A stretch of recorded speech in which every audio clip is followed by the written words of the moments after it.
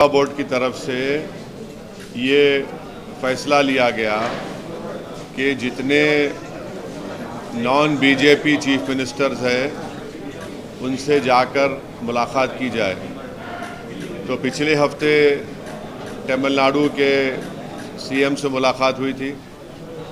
कल जाकर all India Muslim personal law board के प्रेसिडेंट मौलाना खालिद सैफुल्लाह रहमानी साहब, तेलंगाना के चीफ मिनिस्टर जनाब रेवंत रेड्डी साहब से मुलाकात की है और हम लोग इन मुलाकातों में ये बता रहे हैं कि जो बीजेपी एनडीए की गवर्नमेंट ने जो वक्फ अमेंडमेंट बिल लेकर आया है वो उसके ख़तरात क्या है, उसके डेंजर्स क्या है और उस बिल में वक्फ को बचाने के बजाय वक्फ को बर्बाद करने का वो बिल है। और हम लोग वेरियस उसमें प्रोविजंस बता रहे हैं, जो बिल के जो क्लॉजेस हैं उसका हम जिक्र करके बता रहे हैं कि ये इस बिल के ज़रिए से बीजेपी वक्फ को ख़त्म करना चाहती है और वक्फ प्रॉपर्टीज़ को ख़त्म करना चाहती है। इससे मुसलमानों के फ्रीडम ऑफ रिलीजन में फ़र्क पड़ेगा।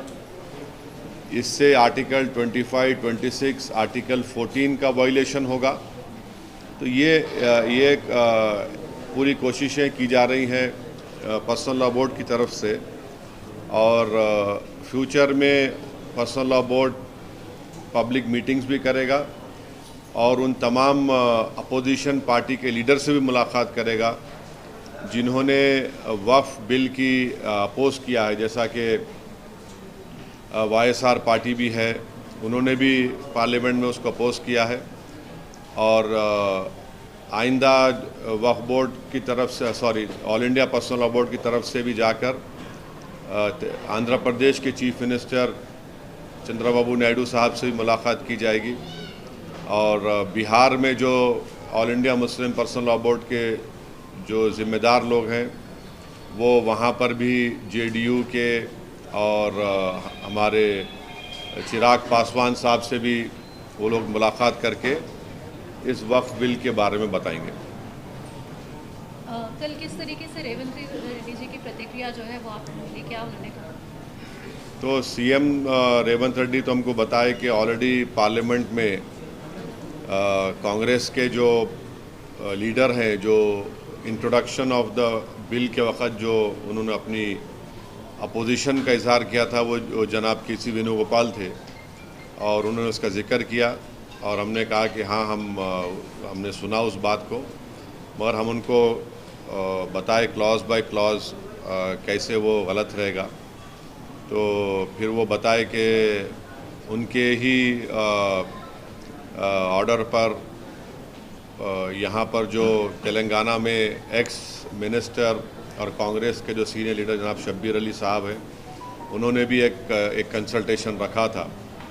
तो उन्होंने बोले कि हम पूरा इसको और पढ़ेंगे और उनकी पार्टी की जो सेंट्रल लीडरशिप है उनसे भी बात करके ये तमाम आपके कंसर्न्स उन तक हम पहुँचाएँगे।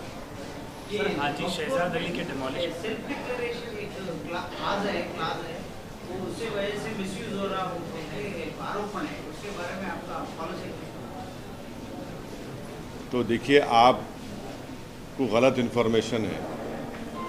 वो है 1995 का एक्ट में, भाई वो फ़ोन बंद करो या प्रेस कॉन्फ्रेंस ख़त्म कर दो यार। 1995 के एक्ट में सेक्शन 40 है सीओ को, जो सीओ के पावर्स है वो हिंदू एंडोमेंट बोर्ड के कमिश्नर को भी पावर्स है और कोई भी जाकर ऐसा नहीं बोल सकता कि वक्फ है। अगर ख़बरस्तान दिखा, अगर मस्जिद दिखी, दरगाह दिखी, तो वो तो गवर्नमेंट प्रॉपर्टी नहीं हो सकती ना प्राइवेट प्रॉपर्टी हो सकती। तो वो पावर सीओ को थे। हमारा डिमांड ये है नरेंद्र मोदी सरकार से कि सेक्शन 40 में लास्ट 10 इयर्स में इनको पावर में है ना, वो सेक्शन 40 का अगर एब्यूज़ हुआ है उसके आप हमको एग्जाम्पल्स दो या फिर अगर कोई कोर्ट का फैसला है जो सेक्शन 40 के खिलाफ बोले, चाहे सुप्रीम कोर्ट का हो, हाई कोर्ट का हो या वक्फ ट्रिब्यूनल का हो, वो बताओ हमको। आपके लिए कोई डेटा है क्या? बल्कि सुप्रीम कोर्ट का एक जजमेंट है जिसमें सुप्रीम कोर्ट ने कहा कि सेक्शन 40 का सही इस्तेमाल हुआ और आप आगे बढ़ो। वो जजमेंट याद नहीं आ रहा, मगर रीसेंट जजमेंट है सुप्रीम कोर्ट का वो। अच्छा, जैसे अभी हम बात कर रहे हैं तो वहीं पर दूसरी तरफ से आरोप ये भी लग रहा है कि वक्त की जो ज़मीन है उसका दूसरे तरीके से भी इस्तेमाल किया जा रहा है, मार्केट्स बनाए जा रहे हैं। क्या बनाए जा रहे हैं? मार्केट बनाया जा रहा है, उससे जो भी रेंट या जो भी पैसा आता है वो मुसलमानों तक या जो गरीब मुसलमान है वहाँ तक पहुँच ही नहीं रहा है, तो उसका दुरुपयोग भी किया जा रहा है, ये आरोप लग रहा है। नहीं, देखिए, आरोप लग रहा है, ये सब चीज़ें हो सकती नहीं हो सकती, मगर सवाल ये है कि इस प्रपोज बिल में सेक्शन 3 एक है जिसमें ये नरेंद्र मोदी की गवर्नमेंट ये बोल रही है कि सेक्शन 3 में अगर किसी वक्फ प्रॉपर्टी पर गवर्नमेंट कब्जा करके बैठी हुई है तो कलेक्टर उसका फैसला करेंगे और कलेक्टर फैसला करने के बाद उसका रेवेन्यू में रिकॉर्ड चेंज होगा और वक्फ बोर्ड को बोला जाएगा कि आपके वक्फ के रिकॉर्ड से उसको निकाल दो। तो सेक्शन 3(r)(c)(1) कुछ है। तो पहले तो यह है कि कलेक्टर अपने ही केस में जज नहीं हो सकता, ये प्रिंसिपल्स ऑफ नेचुरल जस्टिस के खिलाफ है। आप कलेक्टर को बोल रहे हैं कि तुम अपना ही फैसले का जज बन जाओ, और मैं आपको बोल रहा हूं कि सच्चर कमेटी के चैप्टर 11 में वक्फ प्रॉपर्टीज़ का जिक्र है। उस चैप्टर में आप 11.5 बॉक्स को पढ़ो जिसमें 6 स्टेट का जिक्र है जहां पर गवर्नमेंट वक्फ प्रॉपर्टीज़ के ऊपर कब्जा करके बैठी हुई है, जिसमें दिल्ली के 200 प्रॉपर्टीज़ पर कब्जा करके बैठे हुए हैं। तो अब ये सेक्शन अगर रहेगा तो इसकी वजह से कोई भी कलेक्टर ये बोल देगा कि गवर्नमेंट प्रॉपर्टी है, और कौन सा कलेक्टर गवर्नमेंट के खिलाफ फैसला देगा? बताओ आप, कौन सा कलेक्टर देगा? और तीसरी बात यह है कि सुप्रीम कोर्ट के कई जजमेंट्स है जहां पर सुप्रीम कोर्ट ने कहा कि कलेक्टर और रेवेन्यू किसी को टाइटल बेस्टो नहीं कर सकते। तो अब रेंट का आप बोल रहे ना, यकीनन रेंट बढ़ना चाहिए। तो सच्चर कमेटी में एक रिकमेंडेशन था कि पब्लिक प्रेमिसेस एविक्शन एक्ट वक्फ पे लागू करो, वक्फ बोर्ड पे। आप लागू नहीं कर रहे हैं, आप लागू कर दो ना भाई, उसको दे दो आप। और इसी आपके सवाल से रिलेटेड एक बात है कि जैसा हिंदू एंडोमेंट बोर्ड को समरी इविक्शन पावर्स है, कमिश्नर ऑफ एंडोमेंट को, असिस्टेंट कमिश्नर को, वो स्टेट वक्फ बोर्ड को नहीं है। आप समरी इविक्शन पावर्स दो हमारे को, ताकि एनक्रोचमेंट निकाल सकें, ताकि जो किराया नहीं दे सका उन पर एक्शन ले सकें, या कम किराया दे रहा है। अच्छा, अब किराया नहीं देने की आप बात कर रहे हैं। मेरी एक स्पीच है 2013 की पार्लियामेंट में, जब ये 2013 का बिल आया। आपको मालूम कलकत्ता में एक प्रॉपर्टी है जिसमें कॉन्स्टिट्यूशनल हेड रहे थे, उन्होंने महीने को किराया क्या देते घर का? 150 रुपये। प्राइवेट छोड़ो आप, उन्होंने कॉन्स्टिट्यूशनल हेड है, 150 रुपये किराया देते उन्होंने। अब 150 रुपये, इतना बड़ा घर में रहे कलकत्ता में, 150 रुपये किराया कोई है क्या? बोलो आप, इसका जिम्मेदार कौन है? नहीं, एक ये भी आ रहा है कि मस्जिद हो या कब्रिस्तान हो, उनको भी तोड़कर जो है मार्केट या कमर्शियल पर्पस के लिए इस्तेमाल किया जा रहा है, और वो कमर्शियल नहीं, ये तो आप गलत बोल रहे हैं। ये तो सेक्शन 3 में government, Modi government Waqf by user को ख़त्म करना चाह रही है। अब वक्फ बाय यूज़र का मतलब क्या है? जैसा हिंदू धर्म में बाय कस्टम एंड यूसेज आप उसको मंदिर घोषित करते, बाय कस्टम एंड यूसेज, वैसे ही मुसलमानों में वक्फ बाय यूज़र उस वक्त जब मस्जिद में जाके मैं नमाज़ पढ़ रहा हूँ, वक्फ बाय यूज़र हो गई। दरगाह में जाकर कोई जा रहा है, वो वक्फ बाय यूज़र हो गया। किसी एक सूफ़ी की खानखा है, वहाँ पर जिक्र की महफिल हो रही, वक्फ बाय यूज़र हो गया। ख़बरस्तान है, वो वक्फ बाय यूज़र है, वो एक्ट है, सेक्शन 95 में एक्ट है Modi government Waqf by user को निकालना चाह रही है। क्यों निकालना चाह रहे हैं भाई वक्फ बाय यूज़र को आप? जब आप हिंदू धर्म में बाय कस्टम एंड यूसेज ये बोल रहे हैं कि it is a endowment property, वैसे ही आप इस्लाम में वक्फ बाय यूज़र का मतलब ये कि मस्जिद मेरी है। आप वो इसलिए निकालना चाह रहे ताकि कल जितने यतीम खाने हैं, ऑर्फनेज है, कब्रस्तान है, मस्जिद है, दरगाह के तहत जो ज़मीनें हैं, उन सब को आप बोलेंगे वक्फ बाय यूज़र नहीं है, ये वक्फ प्रॉपर्टी नहीं है, इसलिए हम उसका गवर्नमेंट प्रॉपर्टी बोल के कब्जा कर लेंगे। ये सेक्शन 3 का वक्फ बाय यूज़र निकालने का तरीका एक ही है। ये पूरा मस्जिदों को छीन लो मुसलमानों से, दरगाहों को छीन लो, कब्रस्तान को छीन लो, और दरगाह खानखा के तहत जो ज़मीनात एग्रीकल्चर लैंड पूरों को छीन लो। ये असल मकसद है। और आपको एक और एग्जाम्पल दे रहा हूँ, 1965 में मथुरा में कृष्ण जन्मस्थान है। 1965 में यूपी सुन्नी वक्फ बोर्ड के कंसेंट से मुसलमान और कृष्ण जन्मस्थान के लोगों में एग्रीमेंट हुआ। एग्रीमेंट ये हुआ कि जो मुसलमानों की वक्फ की प्रॉपर्टी थी उसको 8 एकर्स हम कृष्ण जन्मस्थान को देंगे सुन्नी वक्फ बोर्ड के परमिशन से। वो इशू कोर्ट में क्लोज हो गया। अब 2023 में फिर केस हो गया उसके ऊपर। तो अब वक्फ बाय यूज़र आप निकाल लेंगे तो आप बोलेंगे नहीं ये भाई नहीं मुसलमानों का। समझे मेरी बात को आप? और गवर्नमेंट क्या बोल रही कि अब रजिस्टर करना है, अगर ये 2024 का एक्ट बनेगा उसको अब जितने प्रॉपर्टीज को जितने वक्फ है उसको रजिस्टर करना है। कैसा रजिस्टर करेंगे?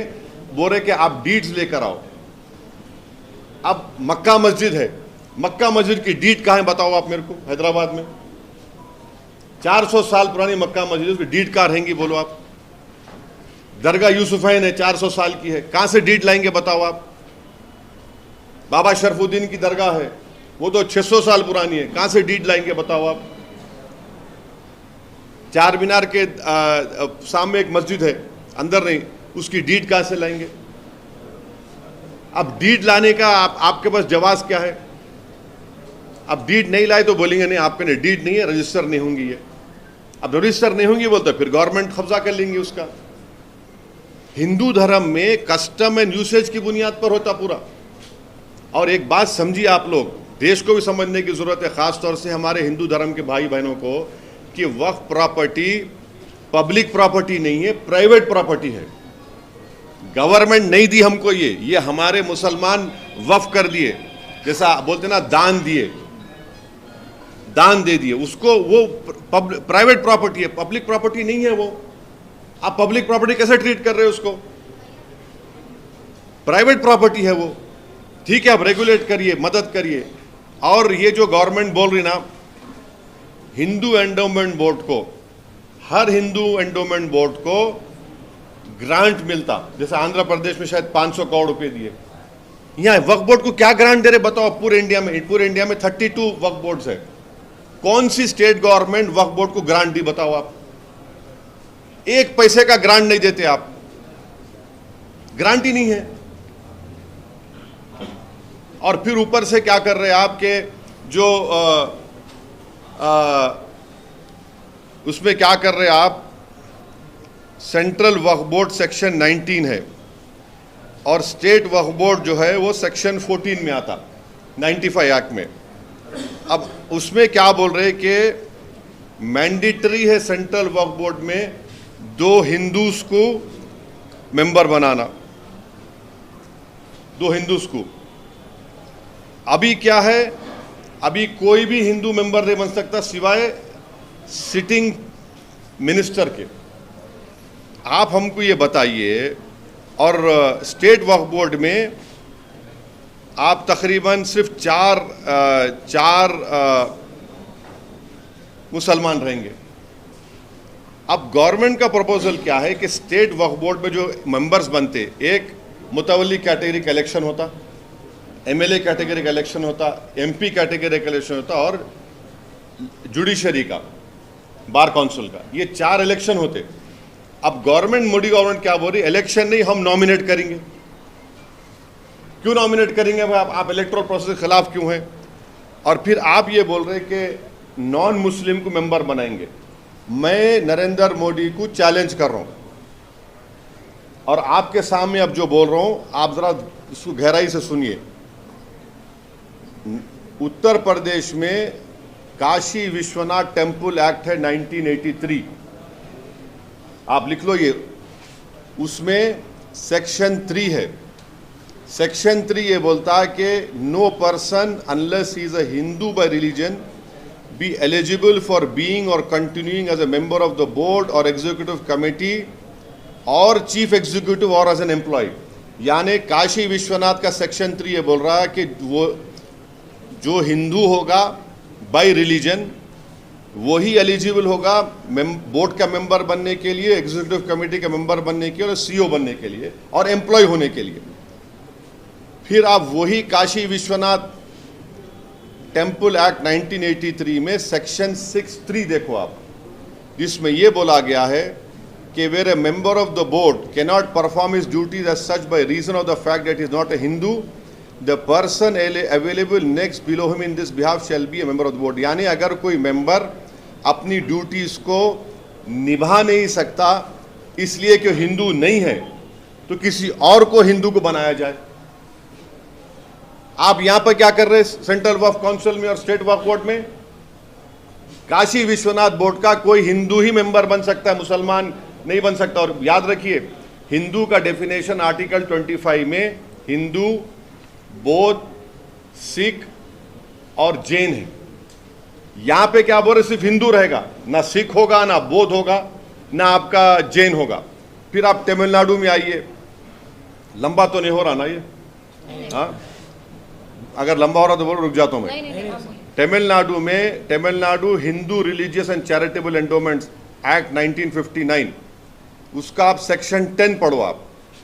उसमें क्या लिखा हुआ है? The commissioner, additional commissioner, every joint deputy or assistant commissioner and every other officer or servant appointed to carry out the purpose of this act by whomsoever appointed shall be a person professing the Hindu religion and shall cease to hold office as such when he ceases to profess religion। यानी commissioner, Tamil Nadu में commissioner endowment board का, joint deputy और assistant commissioner, कोई भी officer और उनका employ जो इस एक्ट में अपॉइंट होगा उसको हिंदू रिलीजन का होना चाहिए। और अगर वो हिंदू रिलीजन का नहीं है तो ऑफिस में नहीं रहेगा। कौन सा सेक्शन है Tamil Nadu religious charitable endowment? Section 10। आप आंध्र प्रदेश में आ जाओ, आप आंध्र प्रदेश, तेलंगाना में भी एक्ट है वो। आंध्र प्रदेश वो एक्ट था 87 का, तेलंगाना में भी एक्ट है। Andhra Pradesh charitable Hindu religious institution endowment act 1987, वो सेक्शन 3(2) क्या बोलता है? Additional commissioner, additional commissioner, every regional joint commissioner, deputy commissioner, assistant commissioner appointed under subsection 1 exercising the powers and performing the functions aforesaid in respect of religious institution endowment shall be a person। shall, देखिए जब लफ्ज shall आता ना law में तो mandatory हो जाता। shall और में फर्क है। में माने दोनों में हो सकते, shall में फर्क। ये shall वर्ड आया तो सिर्फ वही हिंदू माने वही मैंडेटरी हिंदू होना। shall be a person professing Hindu religion and shall cease to exercise his powers and function these functions when he ceases to profess the religion। यानी आपको हिंदू होना जरूरी है, अगर आप नहीं है तो मेंबर निकलते। अब कर्नाटका में आइए आप, Karnataka Hindu religious institution and charitable endowments 1997 section 7 पढ़ो आप। उसमें क्या हो रहा? Commissioner, deputy commissioner, assistant commissioner, every other officer और सर्वेंट यानी एम्प्लॉय भी, ऑफिसर भी, appointed to carry out the purpose of this act by whomsoever appointed shall be a person professing Hindu religion and shall cease to hold office as in such when he ceases to profess religion। ये वही है। फिर आप ओडिशा को जाइए, Odisha Hindu religious endowment act 1951, उसमें section 5 पढ़ो आप। उसमें वही लिखा हुआ है कि the state government may by notification appoint a person who professes the Hindu religion as a member of either judicial, administrative service, retired member thereof to be commissioner of endowments, and they may further appoint such number of deputy commissioner, assistant commissioner as they think fit। फिर उसमें ये बोल रहे अगर कोई Hindu religion नहीं है उसको ऑफिस सीज कर देना। हमारा क्वेश्चन ये है मैं आपको 5-6 स्टेट्स की मिसाल दिया। अब 95 के एक्ट में, जो अभी एक्ट है, इसमें क्या है, सेक्शन 9 जो वक्फ काउंसिल का है, ये पूरे के पूरे मुसलमान हैं 95 के एक्ट में। अब 2024 में गवर्नमेंट क्या बोल रही है कि 2 members under this section shall be non Muslim, माने 2 मेंबर कम से कम मस्ट है आपको नॉन मुस्लिम बनाना। ये वायलेट करता आर्टिकल 15, 25, 26, 29 कॉन्स्टिट्यूशन। डिस्क्रिमिनेशन है, ये कंप्लीट डिस्क्रिमिनेशन है। अब आप आ जाइए स्टेट वक्फ बोर्ड पे, 90 जो स्टेट वक्फ बोर्ड सेक्शन 14 है 1995, जिसमें पूरे मेंबर मुस्लिम हो सकते, पूरे मेंबर मुस्लिम होते। अभी इन्होंने क्या कर दिए, यहां पर क्या कर दिए, खाली 4 कर दिया स्टेट वक्फ बोर्ड में। हमारा बोलना यह है कि भाई साहब, जब काशी विश्वनाथ के एक्ट में, हाँ, फिर आपके तमिलनाडु के Hindu religious charitable endowments act 59 में, आंध्र प्रदेश के charitable Hindu institution endowment act 1987, Karnataka के Hindu religious institution charitable endowment 1997, Odisha के 1951 एक्ट में, इन सब में बोला जा रहा है कि commissioner, assistant commissioner, CO, employ तक हिंदू होना। आप क्यों हमारे पीछे पड़े हुए वक्फ बोर्ड के? अब ये बताओ आप, ये नाइंसाफी नहीं है तो क्या है? तो इस बिल में वक्फ बोर्ड को, वक्फ प्रॉपर्टीज को बचाने के बजाय बर्बाद करने का तरीका है ये। आपको और एक मिसाल दे रहा हूं, आप जाकर सेक्शन 52 ऑफ 95 एक्ट पढ़ो, जिसमें यह बोला गया, अगर आज कोई आदमी वक्फ प्रॉपर्टीज को इलीगली बेचता है या चोरी करता है, उसको एक्ट में लिखा गया 2 years रिगरस इम्प्रिजनमेंट। आप हिंदी पिक्चरों में देखे होंगे, डायलॉग आता क़ैद बामुशक्क़त। अब क़ैद बामुशक्क़त को करके सिंपल इम्प्रिजनमेंट कर दिए, सिंपल इम्प्रिजनमेंट कर दिए। कौन सा वक्फ का बचा रहे आप? फिर वो नॉन बेलेबल था, इसको बेलेबल कर दिया आप। ये कौन सा वक्फ प्रॉपर्टीज को बचा रहे? आप तो बर्बाद करना चाह रहे। अब पार्लियामेंट के सामने मस्जिद है, पार्लियामेंट के राइट सामने, जिसमें फखरुद्दीन अली अहमद की खबर है। अब कल कोई जाकर पूछे कि भाई इसका डीड बताओ, कहां की डीड निकलेंगी? डीड कहां निकलेंगी? डीड नहीं निकलेंगी। आप बोलेंगे वक्फ बाय यूजर नहीं है, गवर्नमेंट प्रॉपर्टी है। खबरस्तान को जाके बोलेंगे डीड निकालो। अब जितने खबरां हैं, वो हजरत ईसा अलैहिस्सलाम बोलते थे खुम बिइज़्निल्लाह, बोल तो मैं तो नहीं बोल, कोई नहीं कर सकता वो। अब वो खबरों में से कौन पुकार के बोलेंगे हाँ हमारे पास डीड है? बोल कौन बोलेगा? बोलो आप। यतीम खाने हैं, आप बोलेंगे दरगाहें हैं, कहां से ला के देंगे? तो ये सेक्शन 3 वक्फ बाय यूजर का असल मकसद क्या है कि मुसलमानों से उनकी मस्जिद, दरगाहें, कब्रस्तान, यतीम खानों को छीन लेना। तो ये एक्ट में वक्फ के प्रोटेक्शन का कोई चीज नहीं है। सब झूठ बोल रहे बीजेपी वाले, सिर्फ वक्फ को बर्बाद करना उसका मकसद है। मैं आपको जितने सेक्शंस बोला हूं ना, आप जाकर पढ़िए। अगर मैं एक भी झूठ बोल रहा हूं तो आके मेरे पकड़ लो आप मेरे को। तो ये आप क्या कर रहे हैं भाई? हाँ, आप हमारे को समरी एविक्शन पावर्स दो, पब्लिक प्रेमिसेस एक्ट में हमको डालो आप। और आपको मालूम, दिल्ली में 123 प्रॉपर्टीज को ना इंदिरा गांधी के ज़माने में दिल्ली वक्फ बोर्ड को दे दिया गया था।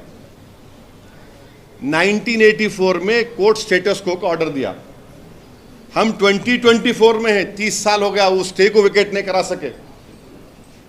84 से 2024 तक एक मामूली स्टे को विकेट नहीं करा सके आप बोलते मुसलमान ऐसा कर रहा, मुसलमान वो कर रहा। अरे सरकार तुम्हारी है ना बाबा, तुम्हारा प्रधानमंत्री है, तुम्हारा मंत्री है। मुसलमान का तो कोई ना प्रधानमंत्री है ना कुछ भी। हम तो खाली वोट डालने वाली मशीन है, एटीएम है। हम तो दूध देने वाली गाय है, हम भैंस हैं। हम 84 से एक स्टे विकेट नहीं कराए आप, और हमारे को बोल रहे आप। तो ये है इस एक्ट में, ये मोटा मोटा आपको समझाया मैं। तो इसलिए आज पूरे मुसलमानों में, इंडिया के मुसलमानों में गम है, गुस्सा है।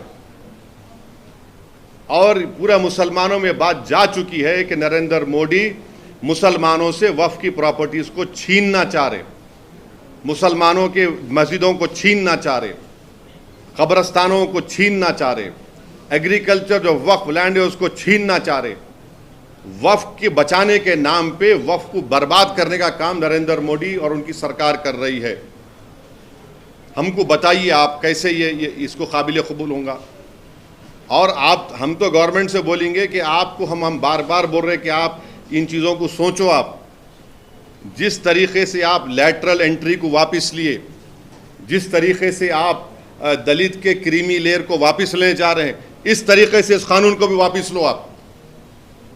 आप कैसे 17 करोड़ मुसलमानों की ये प्रॉपर्टीज को कैसे छीनना चाहेंगे? आप क्यों छीनना चाह रहे हैं आप? असद जी, एक सवाल ये भी उठता है कि 1954 के जो है वो भी दस्तावेज दिखा रहे हैं। लोग हैं, कुछ मुस्लिम बहुल इलाके हैं, वहाँ पर भी जो मुस्लिम गरीब मुसलमान हैं उनके ज़मीनें हैं, उनका ये कहना है, और उनके बाप दादा से वो ज़मीनें हैं जो तब देखिए नहीं, देखिए 1954 के डॉक्यूमेंट्स है, उन्हें कब्जे में है। लेकिन नहीं, एक मेरे सवाल, उन्हें कब्जे में है, कब्जे में है उन्हें। नहीं, अरे बोलो ना, है ना कब्जे में? शर्मा को आप। नहीं, मैं तो पूछ रही हूँ। नहीं, पूछ रहे नहीं, सुनिए, आप कब्जे में है नहीं है 54 से, है ना कब्जे में? मैं आप मेरी बात को सुनो। आप बोलो, सुनो मैं क्या बोल, है कब्जे में उन्हें, है ना? कब्जे में है ना? उन्हें जब कब्जे में है तो डर किस बात का? आपके डॉक्यूमेंट है ना, आप वक्फ ट्रिब्यूनल को जाइए, आप रिप्रेजेंटेशन दीजिए वक्फ बोर्ड को। वक्फ बोर्ड नहीं सुना, वक्फ ट्रिब्यूनल को जाइए, आपका पोजीशन तो है, आप बोलिए हमारा ये वक्फ नहीं है, आप बताइए उसको। कौन रोक रहा आपको?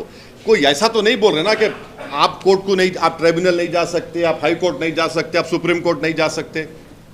हर जगह जा सकते हैं मगर बेच नहीं सकते, उनकी जरूरत के हिसाब से। हाँ, बेच नहीं सकते, इसलिए नहीं बेच सकते क्योंकि वक्फ में जब वक्फ बोर्ड में जब गज़ेट इशू होता, कैसे गज़ेट इशू होता समझिए आप। गज़ेट कैसे इशू होता? पहले सर्वे कमिश्नर, अब मैं फर्ज करिए मैं कोई प्रॉपर्टी देना चाह रहा हूं वक्फ के नाम पे, तो मैं वक्फ बोर्ड को लेटर लिखता हूं कि भाई मेरी ये प्रॉपर्टी है, मैं वक्फ को देना चाह रहा हूं। वक्फ बोर्ड क्या करता? सर्वे कमिश्नर को बोलता है। सर्वे कमिश्नर गवर्नमेंट का अपॉइंटी है, मेरा अपॉइंटी नहीं है। सर्वे कमिश्नर बोलता ठीक है, ये असद साहब ये प्रॉपर्टी दिए है, इसका हम सर्वे करेंगे। सर्वे करके वो बोलते कि हाँ इनके डॉक्यूमेंट्स है, इनका ने टाइटल है, जो भी है, देख के उन्हें लेटर लिखते स्टेट गवर्नमेंट को कि ये प्रॉपर्टी वक्फ हो सकती, नंबर 1। उसके बाद स्टेट गवर्नमेंट एक गज़ेट इशू करती और वो गज़ेट के खिलाफ 1 साल तक मुसलमानों को राइट है कि आप उसका गज़ेट को अपोज करें कि नहीं भाई असद साहब की प्रॉपर्टी वक्फ नहीं हो सकती, हमारा शेयर है इसमें। 1 ईयर के बाद आप अपोज नहीं कर सकते। नॉन मुस्लिम के लिए कोई टाइम लिमिट नहीं है, कोई टाइम लिमिट नहीं है, आप करिए ना। कौन रोक रहा है आपको? कौन सा जुडिशियल रिव्यू रोक रहे? अच्छा, अब जो ट्राइब्यूनल है, अभी ट्राइब्यूनल जो है उसमें एक डिस्ट्रिक्ट जज है appointed by the chief justice of that state, एक है इस person who has knowledge of Islamic theology, दूसरा एक एमिनेंट पर्सन है। ये तीनों मिलकर फैसला करते। अब गवर्नमेंट क्या कर रही है ये बिल में कि ट्राइब्यूनल अगर नहीं बनाए कोई स्टेट में तो दूसरा ट्राइब्यूनल वो केस को डील कर सकता है। यानी अगर वक्फ ट्राइब्यूनल कोई स्टेट गवर्नमेंट नहीं बनाई तो हिंदू एंडोमेंट बोर्ड का ट्राइब्यूनल डिसाइड कर लेंगे वक्फ के मैटर को, ये एक्ट में लिखा हुआ है। और अगर ट्राइब्यूनल बनाए तो उसमें रिटायर्ड डिस्ट्रिक्ट जज और एक रिटायर्ड गवर्नमेंट एम्प्लॉय।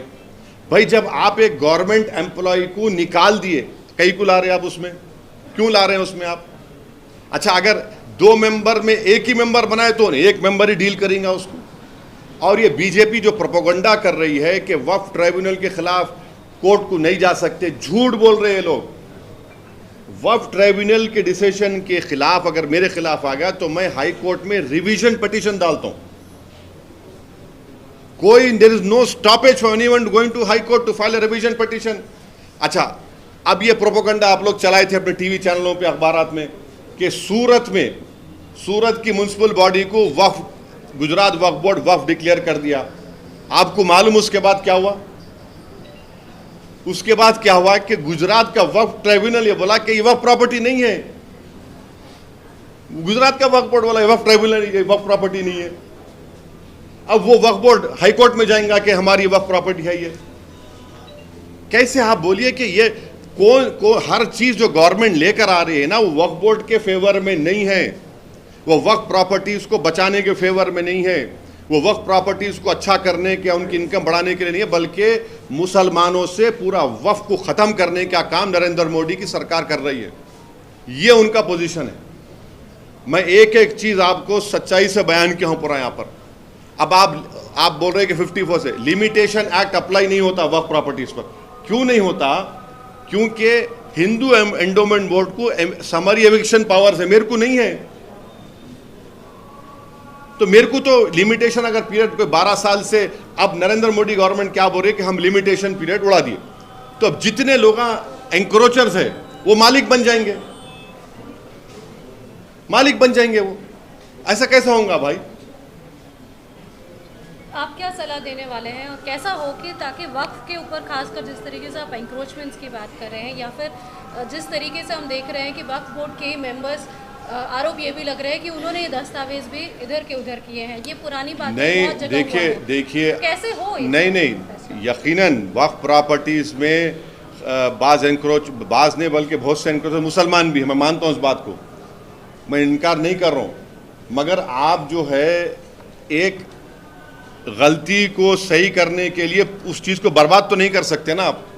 कैसे सही किया जाए? आप वक्फ बोर्ड को समरी एविक्शन पावर्स दो, पब्लिक प्रीमाइसेस एविक्शन एक्ट में लेकर आओ वक्फ बोर्ड को। आप ये अच्छा करो ना। आप क्यों नहीं करना चाह रहे अच्छा? आप जब आप अच्छा करना चाह रहे, आपकी नीयत अच्छी है, तो ये काम करो ना। आप क्यों नहीं करना चाह रहे? कौन रोक रहा नरेंद्र मोदी को? आप संविधान को लेकर चूमते, अरे वही संविधान में तो आर्टिकल 14, आर्टिकल 15, आर्टिकल 25 पुकार के आपको बोल रहा है ये कानून गलत है आपका, ये बिल गलत है आपका।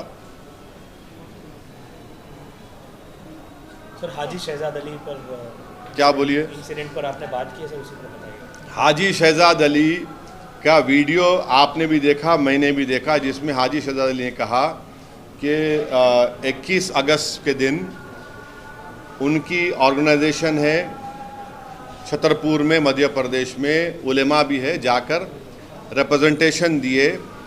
क्या रिप्रेजेंटेशन दिए कि एक अहमक जो हमारे प्रॉफेट मोहम्मद सल्लल्लाहु अलैहि वसल्लम के बारे में बकवास बोलने की कोशिश किया, उसके खिलाफ आप एक्शन लीजिए, एफआईआर रजिस्टर करो। वहाँ पर एडिशनल एसपी थे, डिप्टी कमिश्नर थे, एसडीएम साहब थे। एक मजमा जमा हो गया, उन्होंने खुद बोल रहे, फतरमबाजी शुरू हुई तो एसडीएम और डिप्टी कमिश्नर को बोले कि भाई जाके समझाओ। वो बाहर निकले, हाजी शहजाद पर ही पत्थर पड़े। उसके बाद खैर मामला बढ़ गया, वो चले गए अपने घर को। तो आप जो है हाजी शहजाद अली के 20,000 स्क्वायर फुट के घर को बुलडोजर लाकर आप डेमोलिश कर दिए विदाउट फॉलोइंग ड्यू प्रोसेस। अरे वो 3 गाड़ियां हैं फॉर्च्यूनर, 30-30 लाख के 3 गाड़ियां हैं, उसको आप पूरा बर्बाद कर दिए। ये कितना हेट्रेड है बीजेपी मध्य प्रदेश की गवर्नमेंट में मुसलमानों के बारे में। आप पूरे घर को तोड़ दिए, उसके गाड़ियों को आप पीस दिए, और फिर जो एलिज एक्यूज को आप पकड़ के रात भर पुलिस स्टेशन में मारे। उन लोगों को चल नहीं सक रहे वो लोग, और उनको आप रोड पे चला के बोल रहे नारे लगाओ। हम बीजेपी वालों को ये बोल रहे कि पावर इटर्नल नहीं है। आज आप सत्ता में, कल आप नहीं रहेंगे इंशाअल्लाह ताला। अगर कल दूसरी सरकार आकर आपके घर को बुलडोजर से तोड़ेंगी, आपका घर महफूज रहेगा? आपको भी पकड़कर रोड पे चलाया जाएगा तो क्या बोलेंगे आप? ये देश और मध्य प्रदेश को रूल ऑफ लॉ से चलना चाहिए, मॉब रूल से नहीं चलना चाहिए। नरेंद्र मोदी अगर कॉन्स्टिट्यूशन को, आइन को चूम रहे हैं तो फिर उनको बताया जाए कि ये कौन सा कॉन्स्टिट्यूशन का प्रिंसिपल फॉलो कर रहे हैं आप। ये बुलडोजर जाके तोड़ दे रहे आप और बोल रहे नहीं इलीगल था। तो इलीगल आपको उसी दिन मालूम हुआ, पहले नहीं मालूम हुआ? उसके गाड़ियों को क्यों तोड़ा आपने? आप पूरी मुस्लिम कम्युनिटी को बीजेपी कलेक्टिव पनिशमेंट दे रही है, और जो लोग आज सत्ता के नशे में, गुरूर में आकर बुलडोजर से मुसलमानों के घरों को तोड़ रहे हैं, याद रखो गरीब की बद्दुआ तुम लोगों को बर्बाद करेंगी। और गरीब चाहे कोई हिंदू हो, मुसलमान हो, दलित हो, तो उसकी बदुआ तुमको बर्बाद करेंगी। जो लोग आज बुलडोज़र से अपनी ताकत के मज़ाहरे कर रहे, कल इलेक्शन आएगा तो पब्लिक अपने वोट के ज़रिए तुमको डिमोलिश करेंगे इंशाअल्लाह, और ये होने वाला है। जो कोई भी बुलडोज़र के ज़रिए गरीबों के घरों को तोड़ रहा, तुम तैयार हो जाओ, तुम्हारे इख्तिदार के महल भी डिमोलिश होंगे एक दिन। जैसे वाराणसी में हुआ, और अब हम देख रहे हैं कि रेवंत रेड्डी जी भी बुलडोज़र का ही इस्तेमाल कर रहे हैं। उसमें आपके ही MIM के एक नेता जो है उनका भी नाम आ रहा है कि उनकी भी ज़मीन या फिर उन्होंने भी वहाँ पर अवैध तरीके से हमारे कॉरपोरेटर्स ने मेयर साहिबा से कमिश्नर के पास जाकर वो जो हाइड्रा बनाया गया है उसको हमने बताया है कि वो उसका कोई लेजिस्लेटिव लीगल बैकिंग नहीं है, उसको वो पब्लिक डोमेन में है। और फिर हमारे MLA कौसर साहब जाकर चीफ सेक्रेटरी को भी बोले हैं, ये बात हम बोले हैं। और तीसरी बात ये है कि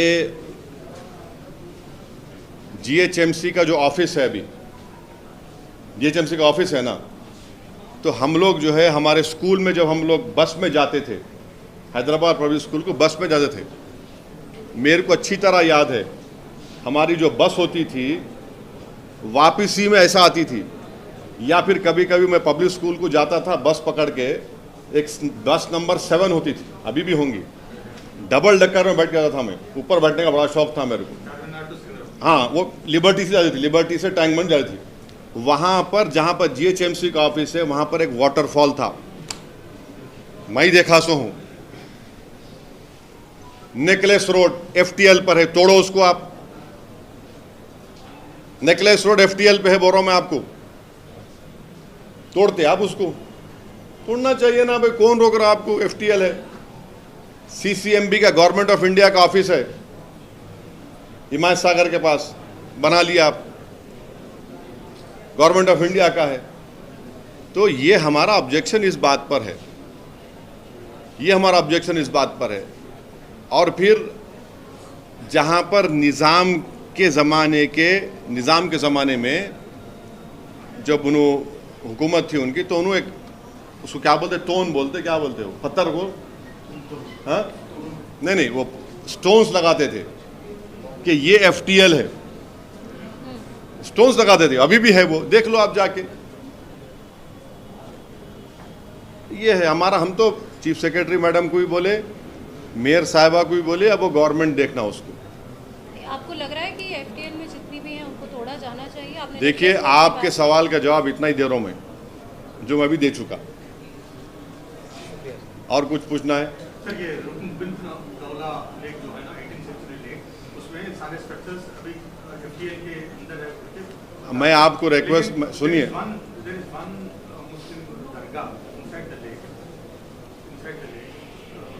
अच्छा और एक बात, FTL में और एक बात है, गोलकुंडा में गोल्फ कोर्स है,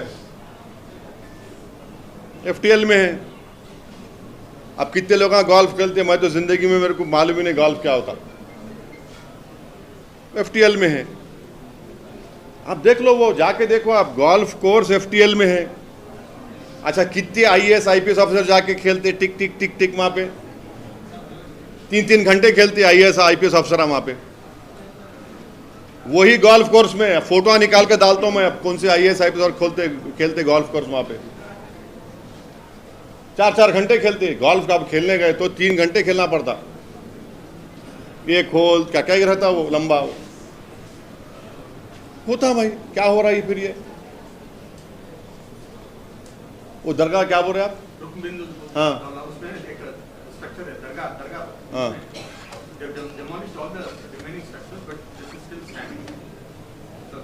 दरगाह को वैसे, no, I am thankful for the small mercies. I am thankful for those small mercies. What can I say? लेकिन ज़रूरत है, आपको लग रहा है क्या? आज की तारीख में जिस तरीके से यहाँ की जनसंख्या बढ़ रही है, देखिए मैडम, जनसंख्या बढ़ रही है तो मुसलमान जिम्मेदार? नहीं, अरे कहा छोड़िए ना, अरे छोड़िए ना, ये क्या की जरूरत है? अब देखिए, हमारा जो पार्टी का स्टैंड है, हम मेयर साहिबा को, चीफ सेक्रेटरी मैडम को हम दे चुके हैं। अब उनको डिसाइड करना है। अब गवर्नमेंट जो फैसला ले रही है वो गवर्नमेंट ले रही है। हम तो यही बोलेंगे कि हम जो दिए आप रिप्रेजेंटेशन का एग्जामिन कर लो आप। सर, ऐसा पता चल रहा है कि नीतीश कुमार और चंद्रबाबू नायडू ने इन प्रिंसिपल ये अमेंडमेंट बिल को अपोज कर रहे हैं। आप रिपोर्टेड देखिए, I cannot speak for both of these political party और these leaders. It is for them to say, but definitely the TDP MP when he stood up in the parliament, Mr. Balayogi's son, late Balayogi's son, he said that this should be referred to a committee. That is on record, he said. But I cannot speak for them. It is वो party है, वो लोग बोल सकते हैं अपने बारे में। Would you like to say to them, sir? यानी हम तो उनसे यही बोलेंगे कि ये जो चीज़ें बताया हूँ मैं, ये आप इस पर गौर करिए। ये वक्फ के इंटरेस्ट में नहीं लाया जा रहा है एक्ट, ये वक्फ प्रॉपर्टीज़ को बचाने के लिए एक्ट नहीं लाया जा रहा है। ये जो आरोप लग रहा है कि वक्फ की प्रॉपर्टी या फिर वक्फ से जो मेंबर्स हैं या फिर जो जिम्मेदार लोग हैं वही लोग जो है मस्जिद और बाकी जो भी कब्रिस्तान जैसी जगहों को बर्बाद करके या उनको गिरा कर जो है उसके ऊपर मार्केट प्लेस बना रहे हैं। मेरा सवाल ये था, क्या ये सच में ऐसा हो रहा है? आप इसको मानते हैं? नहीं, कहाँ हो रहा है हमको बताइए ना। मैं आपको एक मिसाल दे रहा हूँ। अब आप इसमें से बात चैनल नहीं चलाएंगे इसको। एक यतीम खाना था बम्बई में, यतीम खाने को 20 करोड़ रुपए में बादशाह सलामत खरीद लिए। बादशाह सलामत यतीम खाने को खरीद के आलीशान पैलेस बना लिए। वो केस सुप्रीम कोर्ट में चल रहा। अब उसका जिम्मेदार कौन है? हम हैं। औरंगाबाद जालना रोड है, वहाँ जाके देखो आप कौन कब्जा करके बैठा हुआ है, कौन सी पॉलिटिकल पार्टी का आदमी बैठा हुआ है वहाँ पे। आप देख लो, आप कौन है सर? वो देख लो आप जाके। दिल्ली में 2 5 स्टार होटल है। किसकी ज़मीन पे 5 स्टार होटल बनी हुई है भाई साहब? ये मामू की दुकान पे नाना की फातिया कौन कर रहे? देख लो आप, देख लो आप। ये सब चीज़ें हैं ना। आप वक्फ प्रॉपर्टीज़ को अगर नरेंद्र मोदी बचाना चाह रहे तो आप हमारे को समरी एविक्शन पावर्स दो, आप पब्लिक प्रेमिस एविक्शन एक्ट में लेकर आओ। ये वक्फ बाय यूज़र कैसा आप निकालेंगे? ये आप ओरल मुतवल्लीशिप को निकाल रहे। आप जो एक्ट लेकर आ रहे वो वक्फ को बर्बाद करेगा। प्राइम मिनिस्टर को इस पर सोचना चाहिए। ये प्राइम मिनिस्टर क्या लेगेसी छोड़ के जा रहे अपनी? क्या ये करना चाह रहे? वक्फ बोर्ड को बर्बाद करके जाना चाह रहे क्या आप एनक्रोचर्स को रिवॉर्ड करना चाह रहे बजाय उनको निकालने के? और उस एक्ट में जो 24 एक्ट में एक चीज़ है, आप लोग पढ़ो, मेरे को सेक्शन याद नहीं आ रहा, जिसमें इंदिरा गांधी इमरजेंसी में एक वर्ड इस्तेमाल करी थी कि उन्होंने जब इमरजेंसी डिक्लेयर करे थे इलेक्शन हारने के बाद, उसमें उन्होंने बोले थे कि no court should try this, no court should hear this. वही वर्ड, 3 वर्ड को इस्तेमाल करे इस एक्ट में।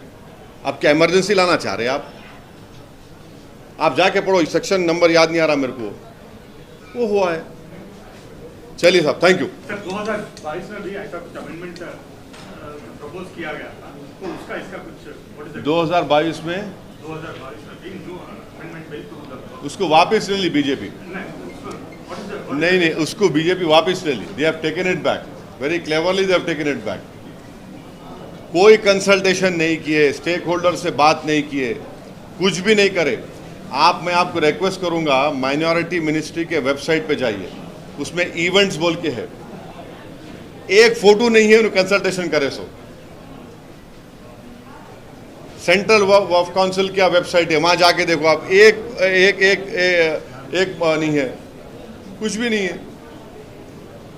आप क्या करना चाह रहे भाई? और उसमें बोल रहे कि वक्फ और औलाद में, माने वक्फ और औलाद का मतलब ये है कि मेरी औलाद के लिए मैं वक्फ कर रहा हूँ, और बोलता हूँ कि इसमें से एक 30% मैं वक्फ की एक्टिविटीज़ के लिए, मैं बाकी मेरे औलाद के लिए, या फिर मैं बोलता हूँ इसका जो इनकम आएगा मेरी औलाद के लिए, उसमें जो ऑर्फन है, विडोज़ है। इसमें आप क्या कर दिए मोदी सरकार? लीगल हेयर्स का शेयर मार नहीं खाना। अरे भाई साहब, हिंदू धर्म में अगर कोई पेरेंट्स, उनके 2 या 3 बेटे हैं या औलाद है, उन्होंने अपनी पूरी प्रॉपर्टी एक औलाद को दे सकते बाय विल। मुसलमान नहीं दे सकता, ओनली 1/3 दे सकता मुसलमान। समझिए आप, जिंदगी में हिंदू और मुसलमान अपनी प्रॉपर्टी को, अपनी औलाद को गिफ्ट कर सकते, गिफ्ट। मगर मैं एज ए मुस्लिम अल्लाह के नाम पे वक्फ नहीं कर सकता हूं। ये क्या बात है भाई? ये कैसा है बोलिए आप? उसमें आप एक्ट में डालिए बात। तो एक एक सेक्शन जो नरेंद्र मोदी बनाए हैं, वो मुसलमानों से उनका पर्सनल लॉ, मुसलमानों से उनका कॉन्स्टिट्यूशनल फंडामेंटल राइट छीनने का ये बिल बनाए। सर एक आखिरी सवाल, आप कितने सवाल बोलेंगे आखिरी? इंक्रोचमेंट्स के बारे में बात हो रही है, तो फिर चाहे वो हाइड्रा हो या वाराणसी, यूपी, मध्य प्रदेश, कहीं भी हो रहा है, इंक्रोचमेंट्स के ऊपर बुलडोजर चल रहा है। अच्छा, एक बात सुनिए, हाजी शहजाद अली का घर भी क्यों तोड़ा गया आपको मालूम? हाजी शहजाद अली का घर इसलिए तोड़ा गया, 20,000 स्क्वायर फुट का घर, क्योंकि वहां के गवर्नमेंट ने कहा कि FTL में बनाए वो। यही सवाल। हाँ, FTL में बनाया बोल के पूरी बिल्डिंग बन गई 20,000 स्क्वायर फुट, जब तक अथॉरिटीज के मुंह में गुलाब जामुन था, समझे ना आप, और उसका जूस चूस रहे थे, और जब बिल्डिंग बन गई FTL में ला के तोड़ दिए। अब आप उसका नतीजा निकालो पूरा।